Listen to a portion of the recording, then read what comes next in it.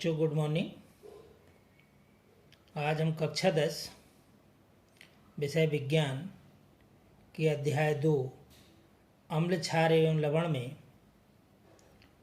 2.3 अम्ल एवं क्षारक के विलयन कितने प्रबल होते हैं, इसको पीएच स्केल के माध्यम से आपको समझाएंगे।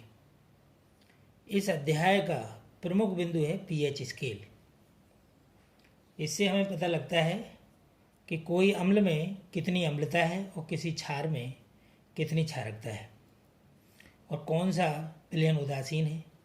ये सारी चीज़ों का मापन हम पीएच स्केल से करते हैं। देखिए पीएच स्केल किसी विलयन में उपस्थित हाइड्रोजन आयन की सांद्रता ज्ञात करने के लिए एक स्केल विकसित किया गया जिसे पीएच स्केल कहते हैं। इस पीएच में पी सूचक है पुषांश अर्थात पोटेंज, जो एक जर्मन शब्द है जिसका अर्थ है शक्ति। इस पीएच स्केल से 0 का अर्थ है अधिक अम्लता। पीएच स्केल में 0 का अर्थ है अधिक अम्लता से 14 का अर्थ है अधिक क्षारीय तक पीएच को ज्ञात कर सकते हैं। हाइड्रोनियम आयन की सांद्रता जितनी अधिक होगी उसका पीएच उतना ही कम होगा।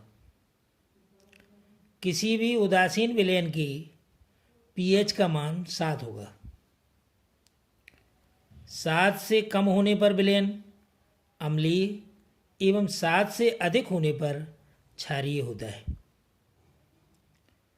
पीएच पैमाने को निम्न प्रकार से प्रदर्शित किया जाता है। तो ये यहाँ पीएच स्केल बनाने का थोड़ा सा प्रयास किया है समझाने का।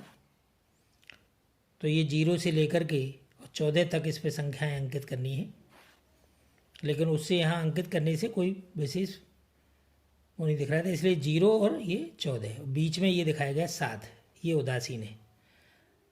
तो 7 से 0 तक जब संख्या घटती है तो ये बढ़ती हुई अम्लीय प्रकृति की ओर इशारा करती है।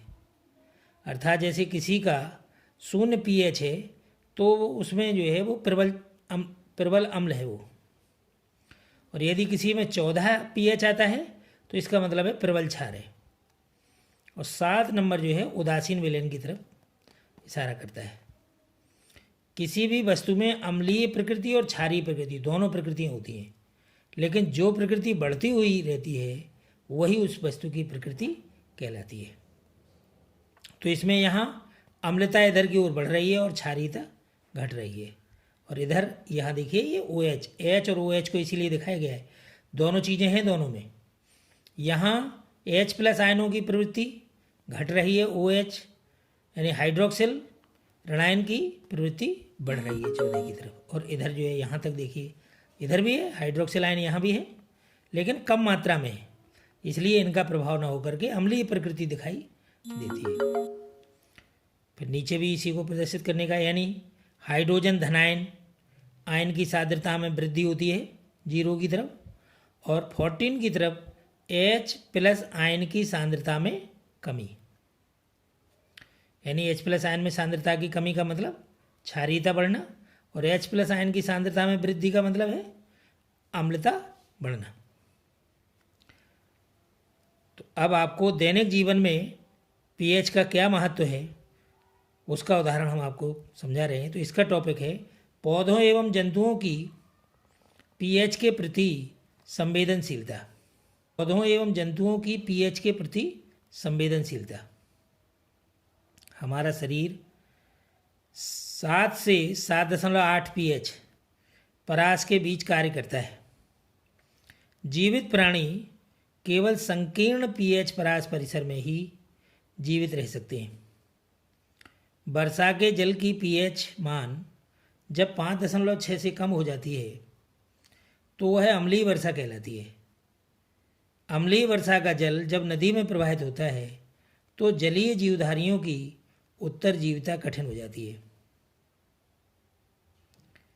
इससे आगे दैनिक जीवन के पीएच के महत्व और भी हैं, जो हम आपको अगले वीडियो में बताएंगे।